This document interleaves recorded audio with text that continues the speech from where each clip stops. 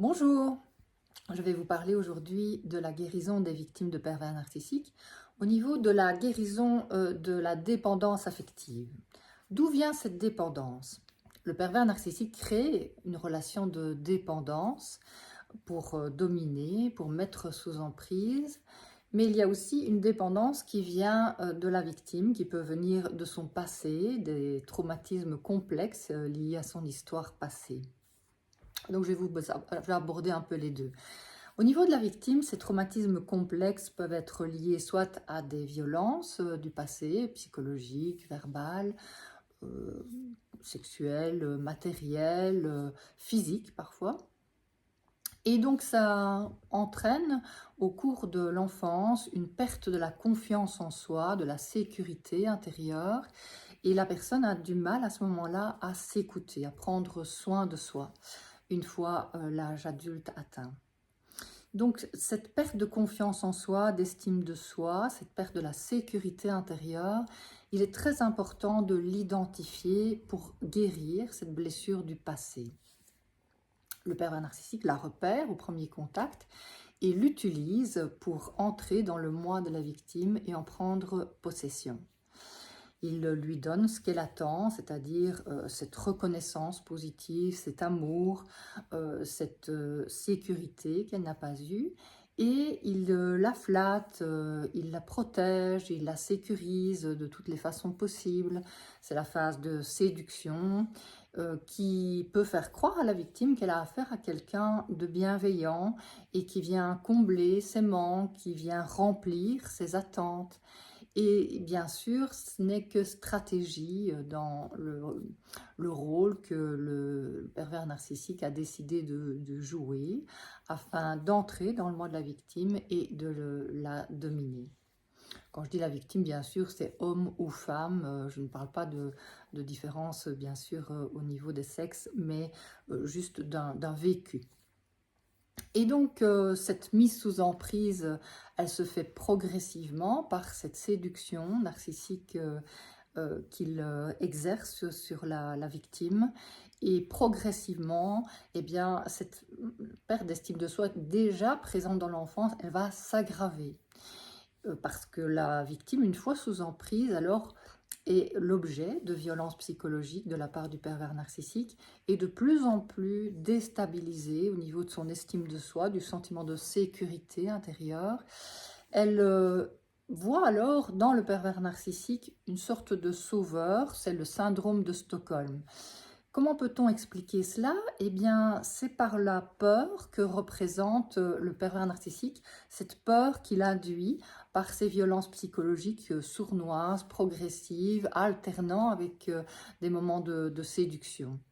Donc le pervers narcissique veut détruire sa proie et la victime le sent au fond d'elle, mais elle ne s'écoute pas parce qu'elle attend cette reconnaissance, cet amour. Donc elle met de côté les premiers signes et elle préfère finalement se laisser séduire par ces paroles qui sont de belles promesses ou de la flatterie et ne retenir que cela.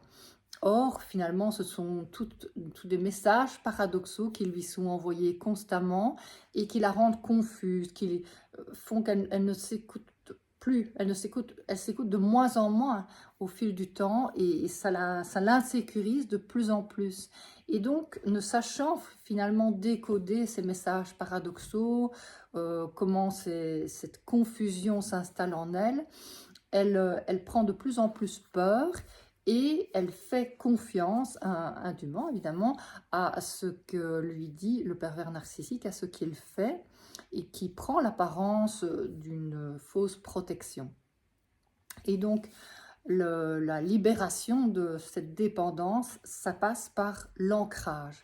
Finalement, prendre contact avec son vrai moi, c'est les sensations, les émotions profondes qu'elle a niées. Et donc, l'ancrage, c'est cette capacité à se reconnecter à son corps.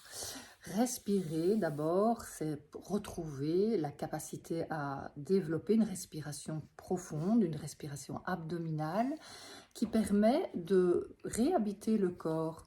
Parce que dans la peur, la victime se dissocie de son corps, elle n'est plus à l'écoute des signaux corporels que le corps lui envoie, et ces signaux sont toujours vrais, c'est une intuition profonde qu'elle n'écoute plus.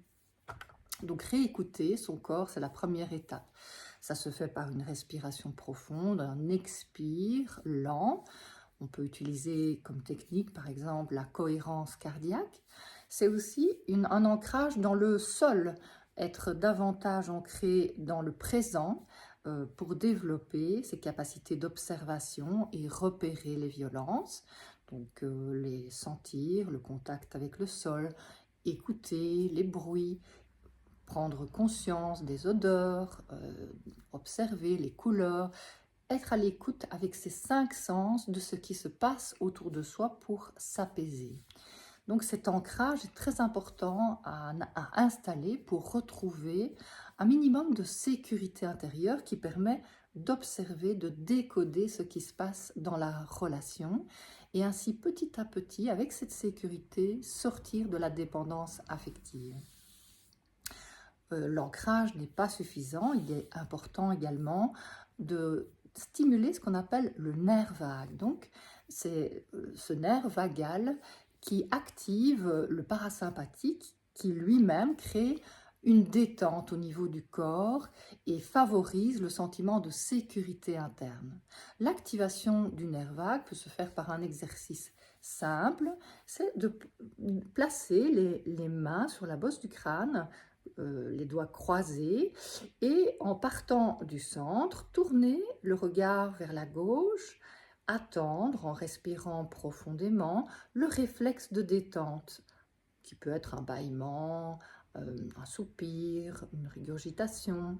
Puis le regard revient au centre et se déplace ensuite vers la droite, et ainsi de suite, pour activer le nerf vague, activer le système parasympathique responsable de la détente et donc de cette capacité à s'ancrer.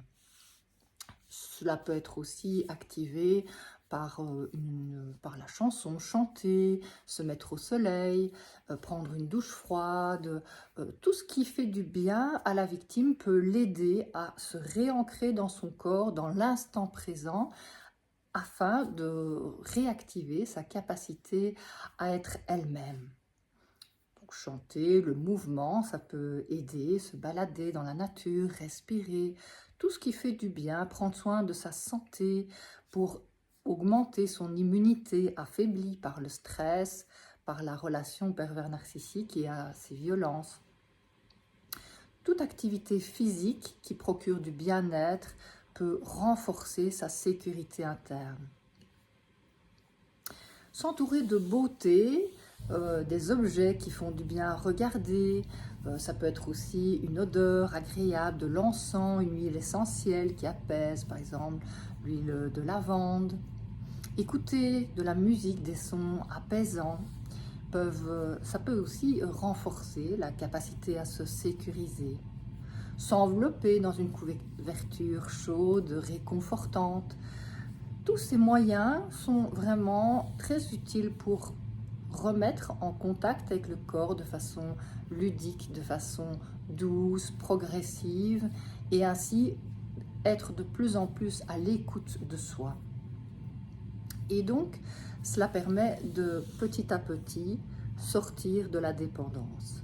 La dépendance est installée aussi par l'isolement que crée le pervers narcissique autour de la victime. Sortir de l'isolement, recréer des liens d'attachement sécurisants, ça peut bien sûr libérer la victime de la dépendance au pervers narcissique.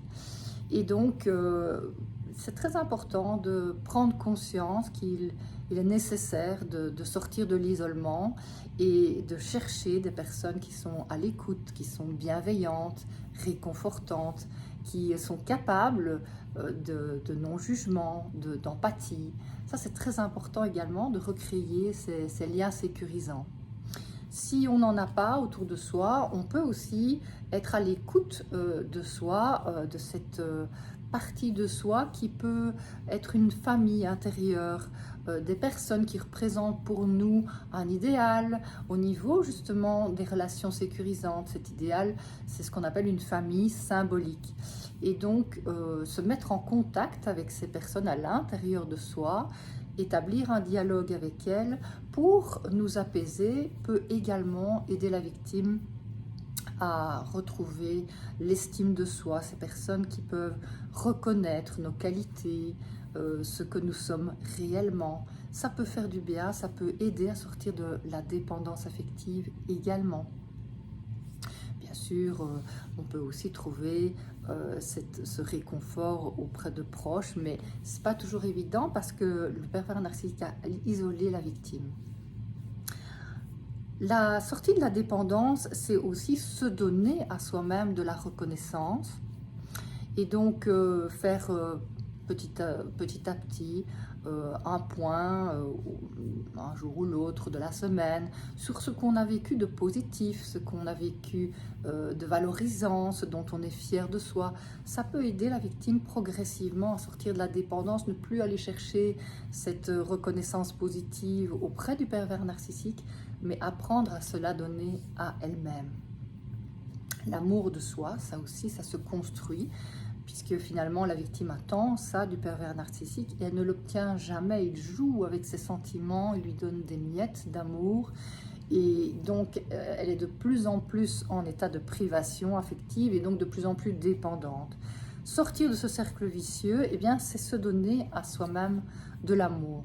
Et donc cet amour de soi, eh bien, on peut se le donner d'abord en prenant du temps pour soi, des moments où on se sent bien avec soi. Ça peut être des moments de détente, comme je vous le disais, aller se promener dans la nature, prendre un bon bain, prendre du temps pour être avec des personnes bienveillantes, lire un livre qui nous apprend des choses, qui nous fait du bien.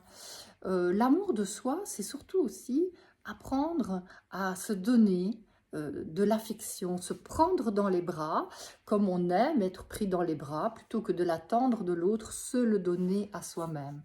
Et donc, c'est un moment de réconfort qu'on peut se donner et ça peut s'apprendre progressivement, par exemple le matin ou le soir quand on fait sa toilette, et bien se regarder dans la glace et se dire un mot gentil, un mot réconfortant en se prenant dans les bras. C'est un moment qui peut être petit à petit un facteur de résilience et qui peut aider la victime progressivement à sortir de la dépendance affective également.